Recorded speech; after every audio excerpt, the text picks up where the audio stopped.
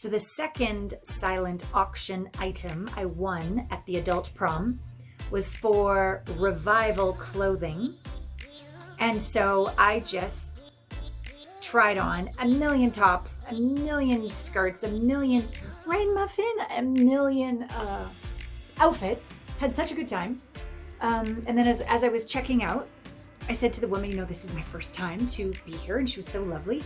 And I said, I'm going to Nashville in a couple of weeks for my girlfriend's 50th birthday. Do you have anything kind of like Wyoming-ish? And she goes, well, my husband has been making homemade soaps for the last 30 years. So we checked them out. Total, awesome hippie, all the patchouli and the nag champa, all the amazing smells and all the perfect sewn, baggy things and the little labels and Lander, Wyoming. And it was awesome. And I said to her, well, 30 years of making soap, how long have you two been together? And she said, 48 years.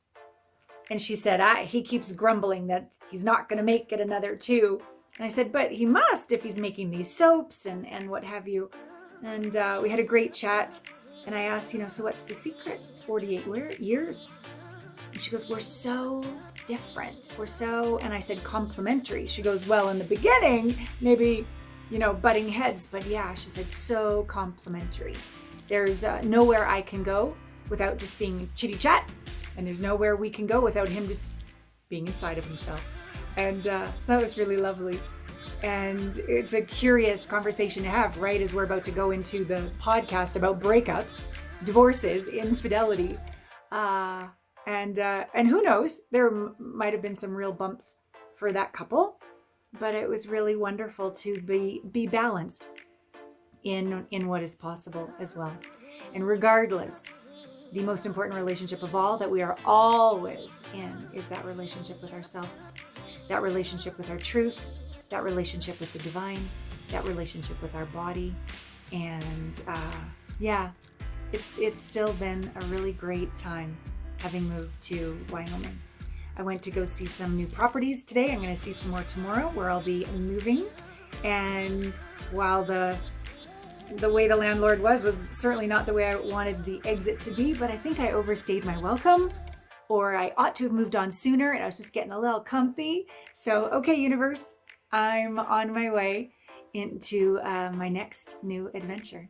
So enjoy this podcast. All my love. Welcome to Intimate Conversations, Soul Medicine.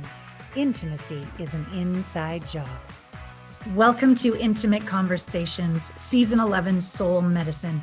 I am your host, Allana Pratt, and we are talking today about breakups, divorce, and infidelity nightmares. And I often think about being in heaven with God and the goddess, scotch and cigars, and we're sitting around and they're like, do we have a life in line for you? You're going to get the worst divorces and the worst infidelity, and your heart's going to be broken open. Are you up for it, Allana? And I'm like, sure, sounds great. This is going to be a vulnerable episode. As I was preparing for this episode, one of my girlfriends sent me a reel from Jay Shetty, and I'm going to say future Intimate Conversations guest, Jay Shetty. In this recent Instagram reel, he was quoting the Buddha, who was saying, when you like a flower, you simply pluck it. But when you love a flower, you water it every day. And of course, when it comes to relationships, porn, addictions, or these dopamine hits that we go for, that quick hit, that's like plucking the flower. But when we really water and feed our relationships, and you connect and have close moments with your partner, and you experiment, you have different experiences, you get education, you have entertainment, you evolve, you do things for humanity together, that really enhances closeness to one another. So intimacy is not just about genital copulation. It includes that, but it includes love making when you're that close to someone. So I start with that little reel snippet from Jay, because I really think he hits the nail on the head. As an intimacy expert for the past 20 years, my own breakups, divorces, and infidelity nightmares I've seen exactly the same with my clients. Every single time it comes down to the core wound is the lack of intimacy that they share with themselves, and thus the lack of intimacy they share with their partners. And that any time they get near that core vein of that wound, the central nervous system reacts, or they blame, or they stonewall and check out, or they disassociate and leave their body. They certainly leave the moment. They leave their partnership with themselves, like they separate from themselves. And of course, they're going to separate with their beloved.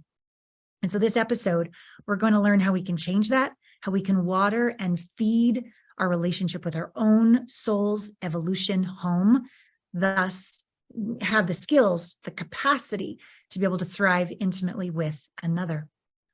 So let's go back to Allana's relationships. We all know that my very, very first boyfriend cheated on me. So that's where the first infidelity or lack of trust happened for me. But when we got to husband number one, once we were married, oh my God, it was so much fun. He was a very wealthy managing director of a financial firm. And so when we'd go like for dinners, we'd be going to dinners with like sheiks. I remember one party, God, I think we were in California in Laguna, even though we lived in Tokyo at the time.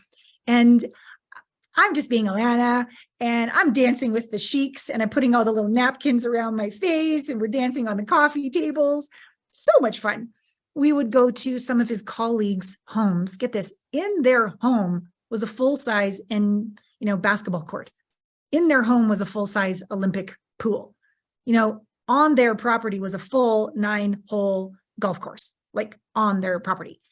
We'd walk in the front door and there'd be like 10-foot tall Ming vases. And I was an art history major at the time. And I'm like, oh my God. And I'm looking at all the art, and nobody really gave a shit. They all left and did whatever they were doing. I couldn't really fit in with the other ladies who didn't appreciate any of this art. So I just would walk around these mansions by myself, just like jaw dropping of what I was seeing. It was what I was studying in my books at school.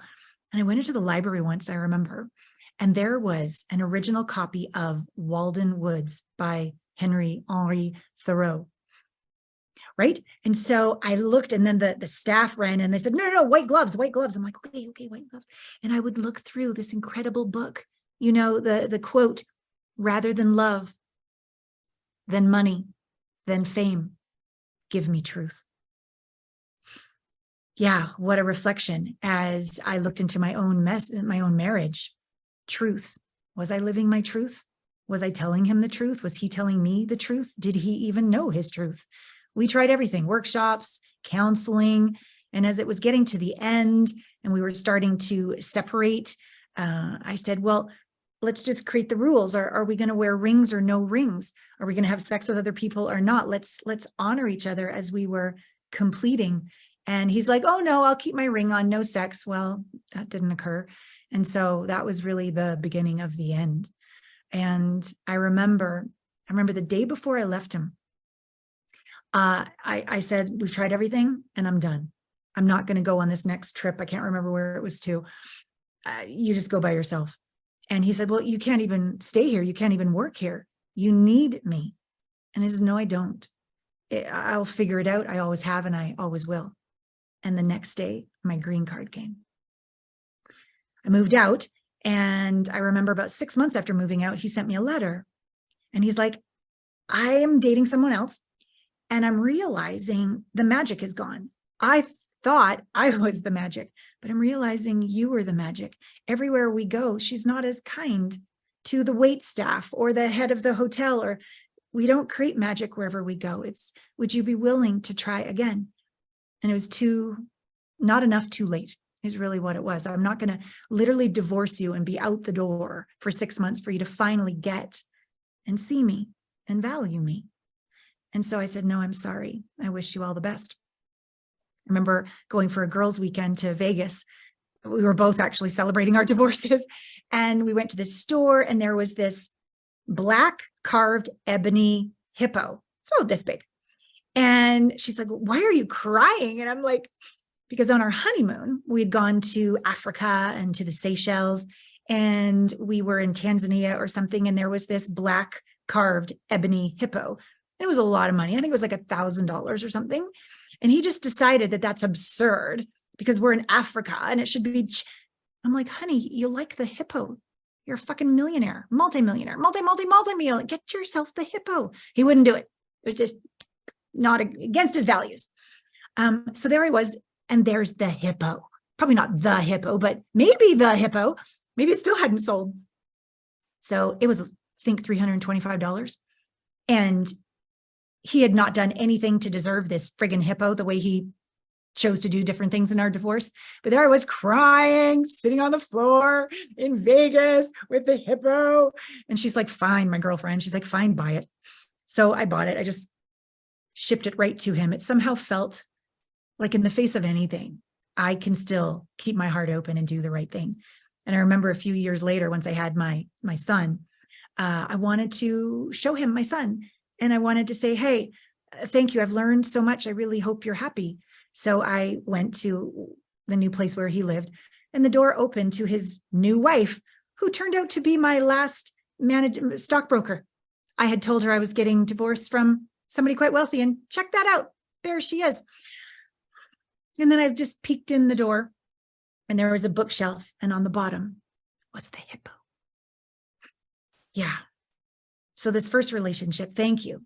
It really showed me that I was an insecure damsel in distress, wanting to be saved and wanting daddy's love.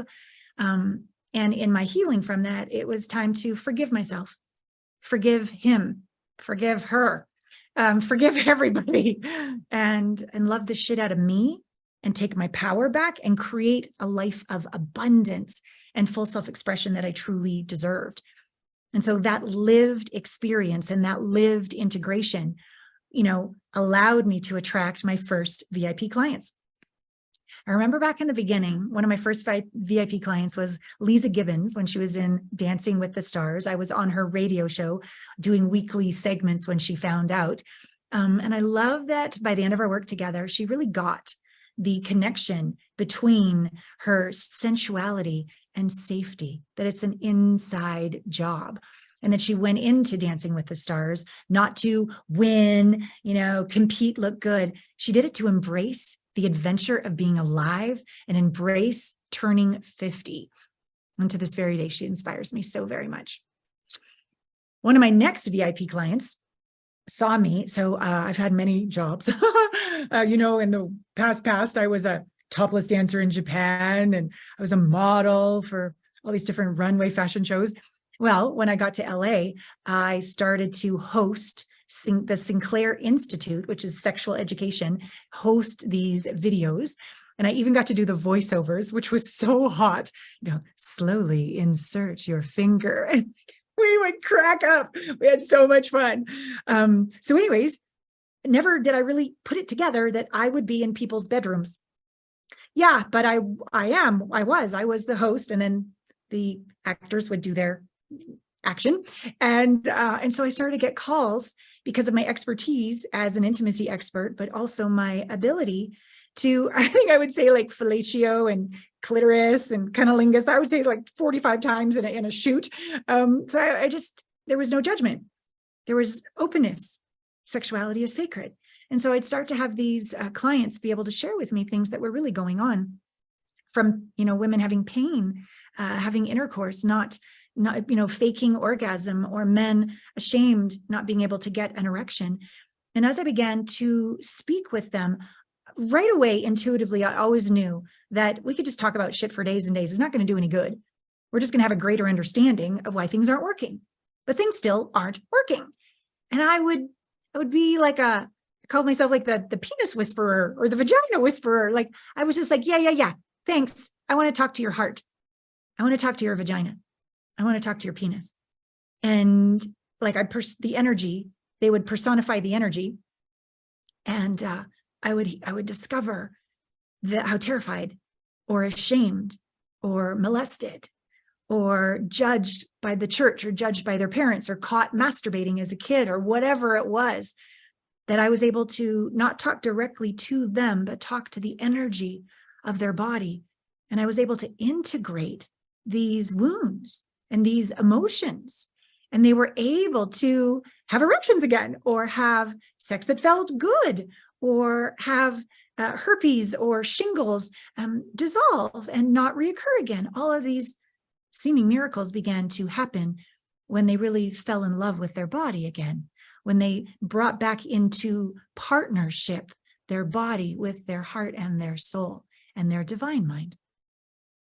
So as I continued coaching, I received confirmation again to continue these VIP client experiences.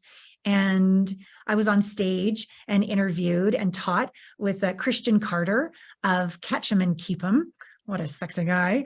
I could probably be his mother. I don't know how much older I am than him, but and I began to attract a lot of women that he served, a lot of wealthy, type A, women. They would sign up for my VIP programs, and a lot of them adrenal fatigue, very stuck in their spinning head, competitive, hating their bodies, doing whatever they could on the side to feel good enough.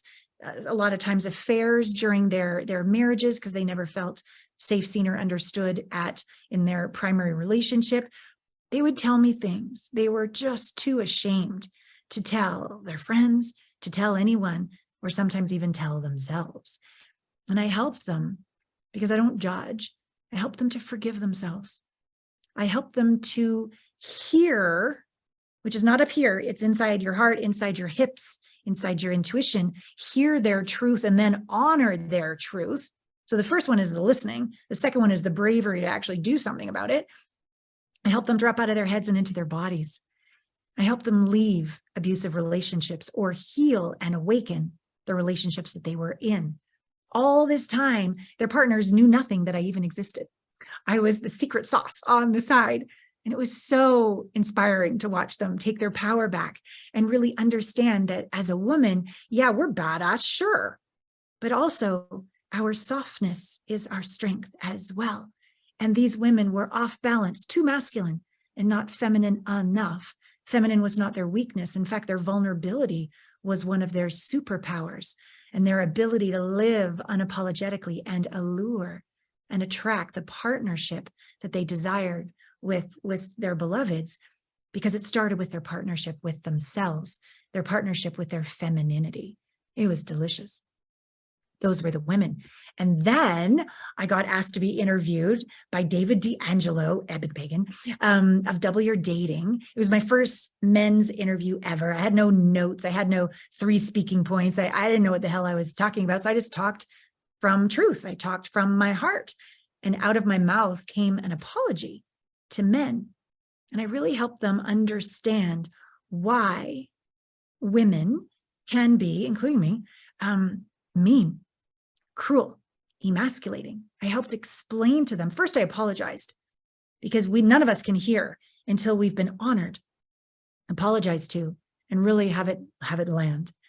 So first I just apologized. And then once I could, and this is me getting better at feeling the energy, when I could feel that the listeners would feel honored and acknowledged, and their walls would drop and their heart would open and they could hear, not just with their ears, but with their soul.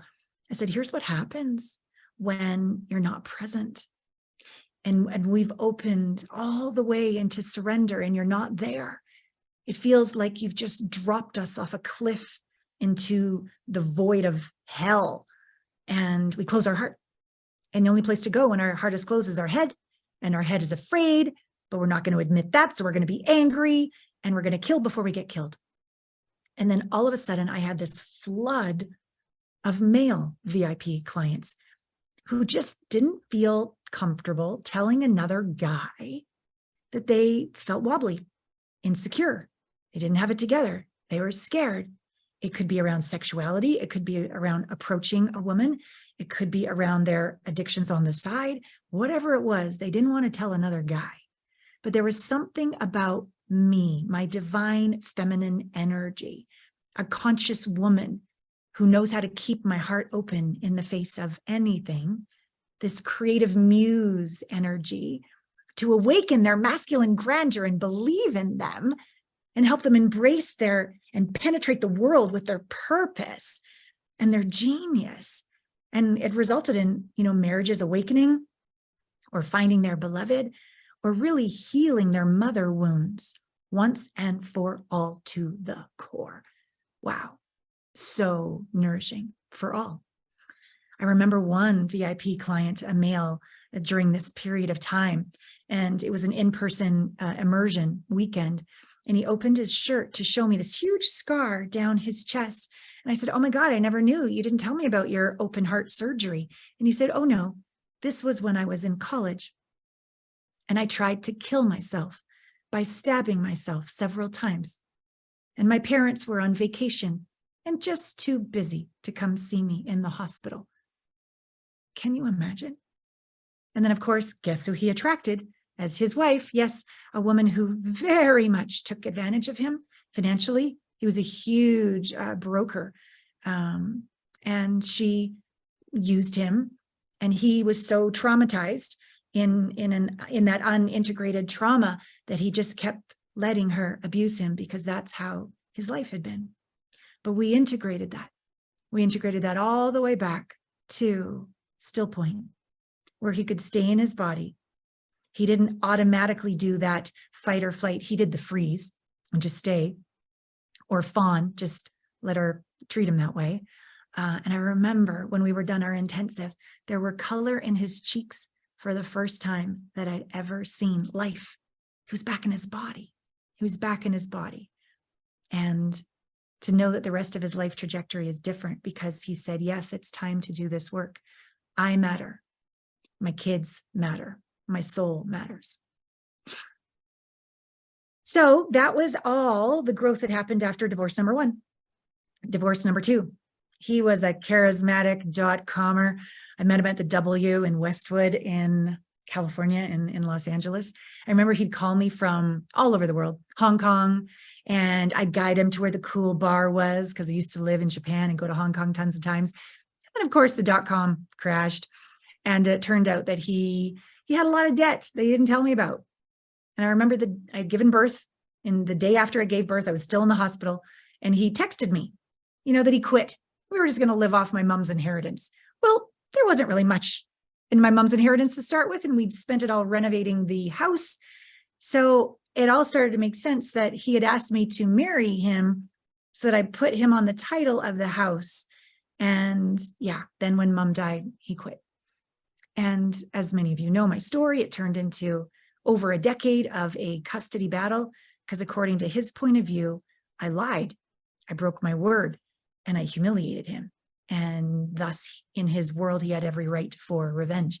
But as I started to do the work, I took responsibility that, hey, my heart closed when I met him and married him because my mom was dying. And I didn't have the courage, bravery, or willingness to hire a coach like myself at the time to navigate that. So one closed heart attracted another closed heart. And he was so revengeful and angry. But as I did the deeper work, who really hated herself? What's wrong with you? You did it again. And that was me. So more wounds for me to integrate from that lived experience that helped me to serve my next round of VIP clients. I remember attracting this beautiful female VIP client. She was a badass entrepreneur. She made well over $500,000 a year. And however, she was attracting men that used her and abused her. She loved the bad boys. And she even had this guy on the side who would call with his private plane, his jet, and he'd like friggin' fly her to Paris or Dubai. I think he was a billionaire. And he was married. And I'm pretty sure she was one of many. Her worth was completely miswired from the outside in instead of the inside out. She felt she was enough if somebody wanted her. She felt she was even more if someone would choose her over their own wife. And she felt her own worth was her money and her looks. And she even spent a huge amount of money trying to get pregnant with IVF as a single woman, thinking that a baby would make her happy, anything on the outside. And then, of course, that procedure failed further. The IVF failed, further confirming her lack of worth as a woman in every friggin' department. And when we started to do our VIPs, and we did more than one, we began to look inside and teach her how to feel and tell the truth. We learned that she hated herself and she was gorgeous, but she felt so ugly And she was striving for this fantasy of perfection that's not even real. And it took a lot of work to stop all of that self-criticism and self-flagellation that she was doing. And as we look deeper, we realized she was very rejected growing up by the kids at school. But also she had a jealous mother because her father inappropriately doted on her. So there was a lot of unraveling and a lot of unprogramming to do in these VIP intensives. And I also helped her in the private sessions as well, and in the retreats that she attended as well. And over time, we processed her own internal anger and grief and sadness and loneliness. And I helped her put down healthy boundaries, stop seeing the billionaire, stop going out with all the bad boys, and stop using her beauty to allure men to feel enough. And instead, stop all this chasing of love and start falling in love with yourself and start truly seeing in the mirror the beauty that she truly was, the value. Feel that, the value that she truly is. And her whole idea of femininity changed. Again, at her soft feminine strength, I helped her stand in the value of that. And being unapologetically who she is and joyous and not trying to be a certain way to get the guy's attention, and just be free in who she is. And of course, watching a woman like this from a conscious man's point of view, that's sacredly sexy. And eventually she did attract a quality, conscious man. And she had been so attached that I want to have my own baby, but she was in her mid-40s. And this man that showed up already had kids. And so I helped her to be open to the possibility of being a stepmom, that we never know quite what the divine's plan is for us, and to not throw him out, and to see maybe indeed he is the ideal man and you could be the ideal stepmom for these kids. I gave her the skills to communicate with him with an open heart instead of closing if things got uncomfortable. I helped her come from wholeness into this relationship, not from emptiness. So she didn't need him or smother him or control him, which of course would have pushed him away. And we haven't talked in several years, but the last I heard, they were doing really well together, maintaining this open heart relationship, this honest dialogue, and rituals of appreciation that keep things fresh and, honoring with your partner. And at least when we finished off, she said it was the best sex of her life because she was actually in her body. She wasn't performing. She wasn't trying so hard just to get him to like her. She wasn't faking the orgasms anymore. They were bodies and souls and hearts making love, not just body parts meeting together. And this is the work that I do, getting us all out of our heads. And we're there because we're scared. We're there because we're just trying to keep it together. But when we drop into, do all the integration work to live from our embodied soul and state inside of our hearts, inside of our bodies, you can orgasm by just looking at your partner. I swear. All right, moving on to, I've had many relationships and many great relationships. I mean, sometimes it makes it sound like every single relationship was a dud and every single person I dated was a dud. Not true at all. I'm just sort of highlighting the duds. And the last relationship was certainly my biggest wake-up call. As you've heard in the beginning of this Soul Medicine 11th season, the physical abuse began the very week I moved in. I was in shock. I was in denial. I was in total shame. And I, just like trying to save my mother when she was dying, I was going to save her. Nope. I was going to save this relationship. Nope. He had really leaky sexual energy. And as I began to date him, I learned that one of his girlfriends prior had even accused him of being a sexual predator. But I, instead of waking up to that, I defended him. I remember even him wanting to go on a trip with the husband of the wife that he had the affair with, his friend. He had an affair with his friend's wife, and he wanted me to say nothing. And we were going to a counselor, and the counselor was saying, dude, you got to take responsibility for this. Nope. Looking good was everything for him. And so, as you all know, that ended in him being arrested for criminal assault. And my friggin' wake up call to go, holy shitters, Allana, come on. Just like Joseph Campbell's, the hero's journey, you think you're scot-free and then dun, dun, dun, dun, like the worst thing happens. Well, this was my dun, dun, dun, dun moment. And thank goodness that I do the work, because that's when I began psychedelic somatic integration, which is not the ayahuasca that I'd done for 20 years, leaving in tier 3. This was the protocol that could actually integrate disassociation, tier 1. I had gotten my PhD before getting my bachelor's. And so I learned that I was hypervigilantly in this level 4, scanning life for the abuser. I'd go to a party. Where's the abuser? Got to master the abuser. And go to a networking event. I would attract the abuser on a professional or financial level. Like I was always seeking, the subconscious was, not the conscious, not the iceberg at the top, the iceberg underneath the water. I was always seeking, my body was the abuser to master surviving. I didn't know this. And I discovered that our nervous system, when we're triggered, reacts in how it was trained to survive as a kid.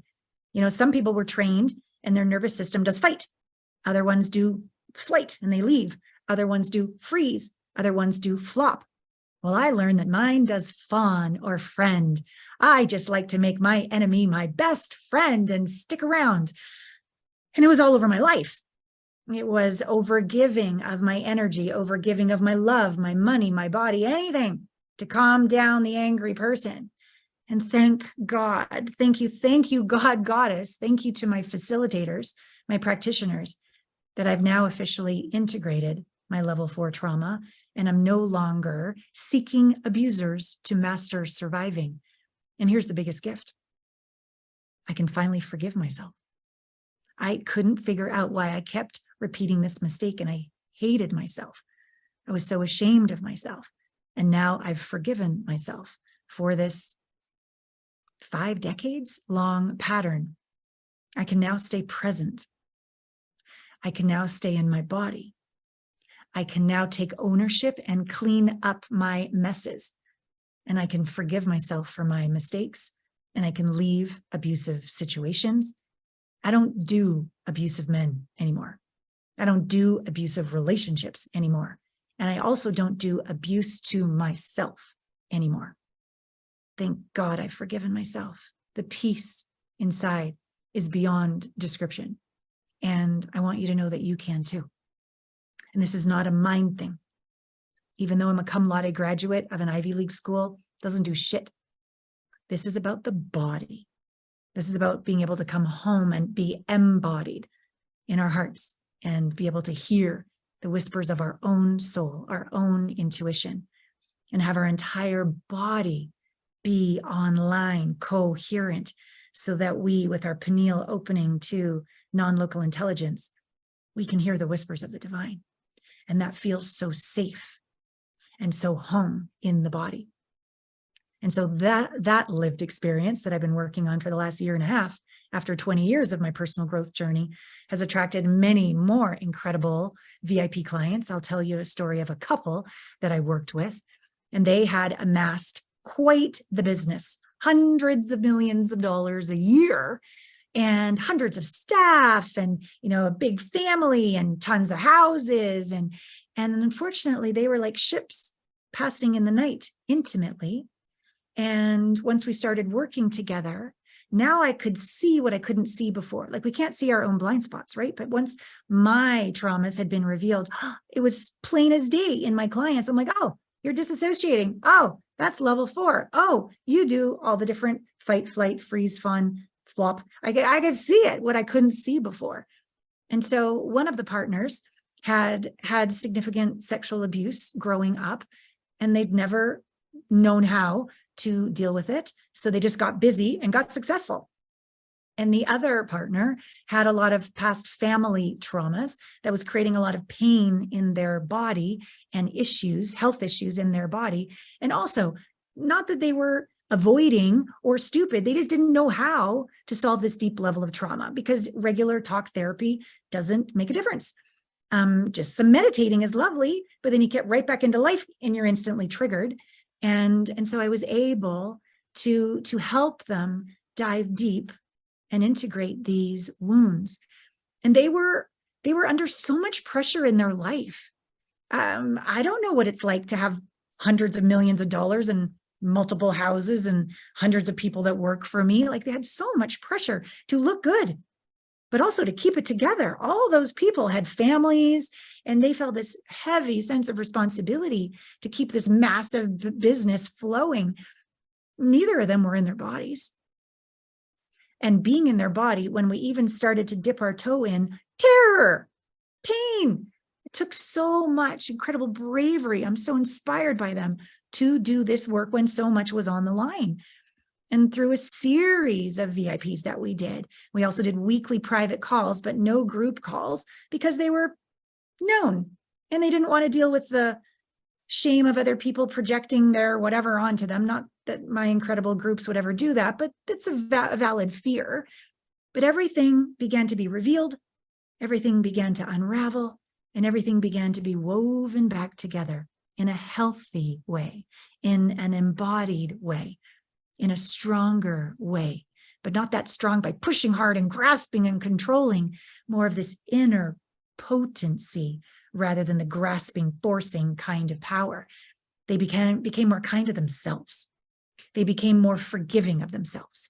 They became more aware of the dynamics going on, of how they would trigger one another. And that wasn't a bad thing. That was actually a gift.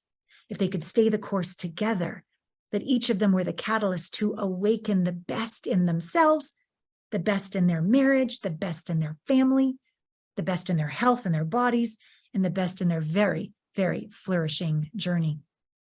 I remember once, you've heard many times of me talk about the dyad, where tell me something about, and in this case, we said, tell me something that is your greatest priority, your greatest value on the planet. But what happens in a dyad is the other person doesn't get to rebut, interrupt, think about what they're going to say next. No, they're just present. Their only goal is to understand. They don't even have to agree. All their job is to say thank you. And I remember facilitating this dyad. I remember like it was yesterday. For 30 years, they'd never been able to hear each other. 30 years, because when they talked, the other one would rebut. It would turn into an argument, or who's going to win, or they'd be 3 steps ahead and never really present listening to what they said. So with this structure, they both heard each other for the first time in 3 decades. And the good news was the core value that they both valued the most was family. They were on the same page. I was a little nervous. What if they weren't? But they were. It was beautiful, because from this aligned truth within themselves and in their marriage, everything just became easy. This is our choice. This is what we're selling. This is where we're moving. This is what we're doing. This is why. It's like they could exhale and have these roots, and their partnership got stronger. And they didn't have to think or argue. They just knew what to do every time. It was beautiful. And they stopped a lot of the bickering. And of course, as mom and dad stopped bickering, shocker, shocker, the kids stopped bickering and started to behave better and became closer with them. So beautiful. And they deepened their intimate relationship with themselves, which allowed them to deepen their intimate relationship with one another. They realized, why are they doing this look good, keep up with the Joneses thing? It doesn't matter. They disengaged from a lot of competing or any of the drama that was going on. They started to take more downtime together. I just loved when I would hear that they would create these little surprise birthday parties for one another. And here's one of the beautiful things too. They had so much money, but they weren't enjoying it. They literally couldn't feel. They couldn't feel pleasure. They couldn't feel gratitude. They could say it all day long, but it wasn't getting into their body. So they actually could feel gratitude for the wealth that they had amassed and feel the joy of generosity with those that they loved. And they became more of an inspiration to their massive business and all of their leaders. So over the years, as I've done these VIPs, I didn't know what an NDA was. I'm like, what's that? And they're like a non-disclosure, like I'm the head of this university. I am a celebrity. I am a top earner in real estate. I am a top physician. I don't want anyone in the world to know what we're doing. And some of them didn't even want me to record the sessions, which have so much value when you listen to them again. But I'm like, okay, that's fine. So I signed the NDAs and no recording sessions, because what I'm realizing for a lot of these VIPs, there's no safe place to be real. And so many people want to take from them, these very wealthy people. They don't know who to trust. And many of them have their hearts closed from being betrayed by others, taking advantage of them when they were vulnerable or transparent, exploiting their heartbreaks or their traumas for someone else's gain, which is just so cruel. So they're skeptical, and they have every right to be skeptical. And as a result, when they're skeptical, their heart closes and they can't hear their own intuition and instincts. They can't hear their own truth. So it's very scary being alive. And these VIPs often stuff their emotions, and they're just trying to control their money because they're just trying to control something, because they don't have that sense of safety on the inside. So they're trying to control it on the outside. They don't want to be taken advantage of again. And it really stops them being courageous enough to take an action to get the support that they need. But if they've been watching my podcast and watching my videos and, watching me for a while, they get that I'm the real thing. And I'm willing to do whatever makes them happy. The NDAs, the non-recording, you don't have to come in the groups. I get that people will know who you are. I get to create that safe, truly sanctuary for them. And it is such a distinct honor to be perhaps the only person they can be real with at all, anywhere, because everybody else has an agenda, but I don't. I'm just here to love them. And I love what they say to me. They say things like, "You're real. I trust you. Your vulnerable stories makes me feel safe with you, that I'm not that fucked up, that you're just as fucked up as I am." And we're a hot mess together. And they often say to me, "You're someone who I can finally let my walls down with. I didn't know that I hadn't fully dropped my shoulders. I didn't know that I hadn't taken a full exhale, and I can't remember how long." They often say, "Thank you for not judging me. Thank you that I can be real with you. Thank you for being firm enough and not getting all Twitter-pated because I'm famous. No, you call me on my bullshit, Allana, and you do it lovingly. And I need that level of honesty and straight talk and truth, because they're not happy with these behaviors or what's been going on, but they don't want to be judged either. They want that safe place for me to help them drop into their truth, reconnect with their integrity, have the accountability and the responsibility to be in line with their soul's truth and make real changes for the good in all areas of their life that really matter, not just to the outside world that relies on them, but to their soul, so that they can go to bed at night knowing they're in integrity with their truth and their heart. And these VIP clients are often top earners, and this adds so much stress to their lives because they've often created this lifestyle that their husband or their wife is used to, and they have maybe multiple kids in top universities with a lot of money going out, and maybe they have many, many homes that they have to maintain, or many, many employees that they have to keep employing. And they're often very afraid. There's so much that they're juggling and so much on the line, so much at stake. And it's really scary to let go. It's really scary to maybe look like a failure publicly. And their success often creates this sort of like wheel. They get addicted to the hustle. They get addicted to the grind. And they make their relationship with self non-existent, their relationship with their spouse not a priority, or maybe their kids are not a priority, or they do the opposite. They don't know how to talk to themselves. No intimate relationship with themselves. They don't know how to talk to their spouse, so they avoid their spouse. So they over-parent their kids, and they make their kids their emotional relationship, which is way too much pressure to put on children. Yet because looking like an involved parent is very politically correct, they can easily avoid what's actually going on and over-connect to their kids. And so these are some of the situations that they come to me with, and I don't judge. Oh my God, I have never walked a day in their shoes. I have no idea what that pressure is like, and I have no right to judge anybody, but I'm here to help them tell the truth, slow down, feel, integrate all of that spinning so they can start to make grounded choices aligned with their truth. I have a lot of compassion for them. So they have these intimacy issues going on.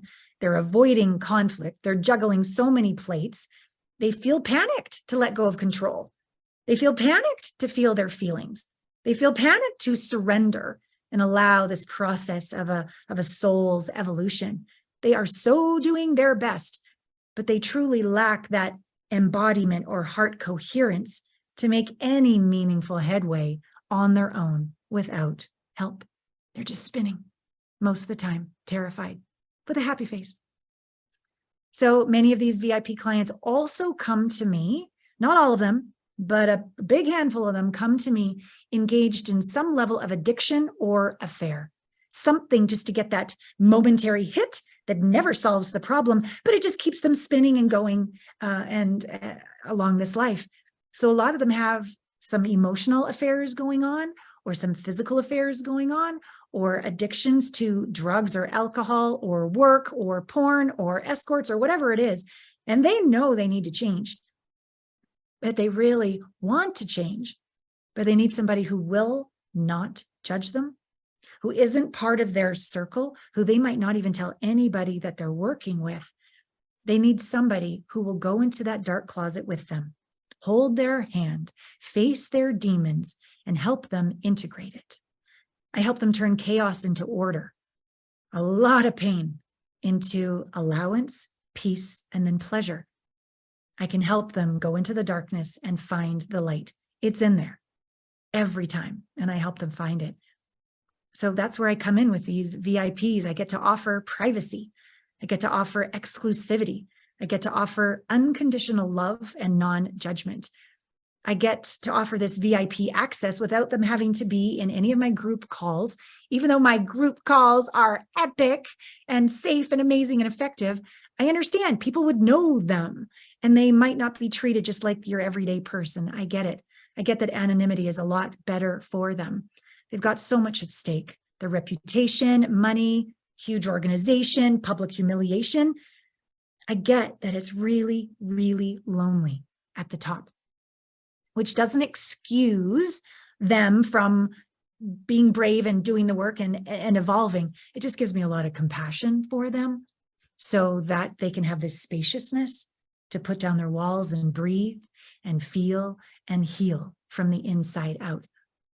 Intimacy issues always feel like a crisis. They don't feel good initially at all. But I want to remind you, they're also a birth of something that does feel amazing, a miracle, freedom, unapologetic expression. And birth is messy, right? Birth is messy. It's scary. It's uncertain. And so having a proven, trusted mentor like myself, a facilitator who holds your hand through all the dark, scary places along the way and can guarantee success for 20 years. This person, me, that has their back, guides them to be accountable and responsible and be in integrity with their truth and doesn't baby them.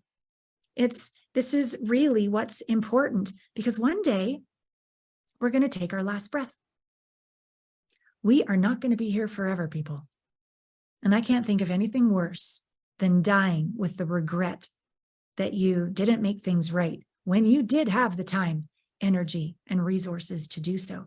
You might just not have had the partner to walk the journey with you. Bottom line, I'm here too from time to time. Many of us just go into our head and spin, trying to solve a problem in our head that's really an issue of the heart. And many of us ache to be seen and feel heard and feel understood, but we don't friggin' slow down enough to even feel, see, and hear ourselves. The inside creates the outside every time, people. And so if you're watching this right now and you are ready to end the suffering, I got to tell you, there is no perfect time. You got to choose the time is now. It's just a choice. It's just a choice. Tomorrow is not guaranteed today. Tomorrow is not guaranteed. So we have to choose today. Choose now is the time. Choose to stop repelling the very love and intimacy that you know is possible and that you know that you deserve. And the links are in the show notes if I resonate with you. It's called an Intimacy Breakthrough Experience Call. There's a special VIP link, so you'll connect right with me so that I can help you integrate your wounds so you can be free, so you can live unapologetically. You can cultivate that soul-shaking intimacy you deserve by first coming home to yourself. I've got you. So in conclusion, I want to thank all my brave clients, because whether you're in a group call, a private session, you're a VIP, or you're sitting face to face with me in a VIP, you are brave, because I'm going all the way to the core. We're healing this, and I'm never giving up. And so thank you, all of my very brave, brave, brave clients who have let me facilitate. I don't fix you, I don't change you, but I'm a damn good facilitator, right? All the power lies within you. The truth lies within you. The light is you. You are love, right? So thank you for letting me help you turn lead into gold, turn fear into power, turn shame into first allowance and then confidence, to turn betrayal into forgiveness, turn sadness into calmness and then peace, turn lost into found, home inside your heart, inside your body, and inside your soul. And lastly, I really want to acknowledge myself. I tend to always look at the outside first, but I'm really proud of the work I've done for 20 years, and especially the work I've done in the last year and a half, choosing to splay my heart wide open ever since my best friend James died at 16, all the way now to 53, to share my journey vulnerably, transparently, and bravely with you, so that you have permission to do the same. I am grateful that I can feel grateful for all my exes, all my ex relationships, all my ex-husbands and boyfriends, because I know that my soul chose them as my master spiritual teachers to come home. I didn't make a mistake. They didn't make a mistake. I did the work. I am, and I always will do the deep soul work to ascend and to surrender and to let go to the divine over and over every day. So thank you. Thank you for being with me on Intimate Conversations. Thank you for receiving my vulnerable truths. Thank you for sharing yours with me. And thank you for the honor of being able to love the shit out of you. I'll see you next week. See you next week on Intimate Conversations. Get out there and make love to life. So I'm moving. This is one of my favorite times of living in this particular little house. I'm looking at the horses. The sun is a little bit behind a cloud. I have my morning ritual of magic mind that I don't know why. This is like elixir for the day. It somehow just opens up my whole being, allows me to have this calm, grounded energy as I move into the day. Somehow calms my mind, opens my heart, and I like to use it with fresh ginger and cinnamon, hot water, and then the magic mind. I think I asked my staff actually to get me another box of it because I'm moving, and I know it's not like it gives me this jolt of energy, not that kind of energy. It's like this, I can handle anything calmly energy. So I think I'm going to be needing 2 a day maybe instead of 1 in the morning, so that I can just go through all of the moving. I went for a drive yesterday to, it's about an hour and a half from here on the foot of the Continental Divide where I do my VIPs. There were some other properties nearby to potentially, I thought rent, turns out buy. So I don't have an extra 1.3 million in my pocket today. So that didn't work out, and I came home last night and I just had a big old cry. I did find a little, kind of like a little studio about 45 minutes from here, closer to the airport. Not the spaciousness that this property has, not being able to wake up with the sunrise in my magic mind and my horses. And yet it's month to month, so it'll be fine for the summer. Air conditioning, it has air conditioning, this place didn't. So maybe that's not so bad. And be willing to still trust and surrender to the universe that when I make declarations, it's listening and it's on my behalf, and that the beautiful property is coming. So I'm breaking up this week's episode. I'm breaking up with this location. But what I'm really breaking up with, this the declaration to the universe, I don't do abusive men. And the landlord was bullying and harassing one too many times, the last time. And I said, okay, universe, I get it. I'm out of here. And to trust and to surrender and to let go and to let even something that isn't exactly what I want, can I be grateful for it? What's right about it? What's the advantage of it? What's the benefit of it? And then really look at the disadvantage of continuing to live in a place that's beautiful in terms of there's like the horses saying hi to me. And yet every time the landlord comes by, even just to feed the horses, my body does this because he erupts and yells.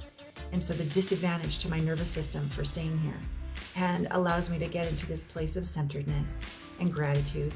So I encourage, that's one of my Allana Pratt method processes. I've learned various ways of doing this process over the last 20 years with different teachers and different modalities. But the idea is whenever something is going down that you don't like, what's the gift in it? You know, this is very Abraham Hicks. You know, what is the gift in this? But also take it farther. Like, what is the detriment of if you were to still stay in that relationship, the breakup relationship, the divorce relationship, the infidelity relationship? How could that have been a detriment, a cost, a heaviness to your life, even though the unknown is always a little bit trepidatious because it's the unknown? But it's just a point of view. What if we're like, oh my God, what bad might happen? Okay, that's one point of view. But what good might happen, right? Very same unknown. It's just a different point of view of the unknown. We can either be scared of the unknown or we can dance with the mystery, right? And put our intentionality into it and then surrender and show up with a high vibrational open heart. Life goes differently. I remember learning that way back when I was 20 years old, backpacking around Thailand and such. We can create our own magic. So I hope this podcast with my vulnerable shares of my different major relationships in my life and what I learned and how I was able to apply that as a coach to others, that actually I walk my talk. I'm not some guru who reads a book and tells you what to do and I'm so perfect and you're so broken. Like, no. We're all in this together, people. I am learning, I am growing. You are learning, you are growing. We are evolving together. And I think sometimes it's really nice to have a coach, a mentor, a facilitator, a leader who is never going to judge you, who is a hot mess from time to time as well, and who's very capable of going anywhere with you through the darkness to the light. So this is my honor, how I get to work with my clients. So if this resonates, you're like, oh my God, she's real. Oh my God, she keeps going. Oh my God, she's brave. Oh my God, I don't feel judged in the slightest by her. Then reach out, allanapratt.com/connect. And if you're like, what is this magic mind potion she keeps drinking? I talked to the people and I've been able to get this is huge, up to 50% off when you subscribe every single month, which you're going to want to, because like, I think you're going to like it like me and have it every single day, or at least 20% off if you just want to try it one time. And the code is all in the show notes, or the link is in the show notes, but the code of course is intimate. So I encourage you to see what it's like for you to start your day with this incredible, calming, focusing, like this slow energy drink. And I encourage you to add the fresh ginger and the cinnamon like I do as well. It's good for the digestion as well. And it just makes it your sacred way to start your day. Yeah. All right. I love you so, so much. And thank you for being with us on Intimate Conversations. Thank you for receiving my vulnerable shares. And thank you for reaching out if there is a resonance here for us to have an intimacy breakthrough experience call together. All right. I love you with all my heart.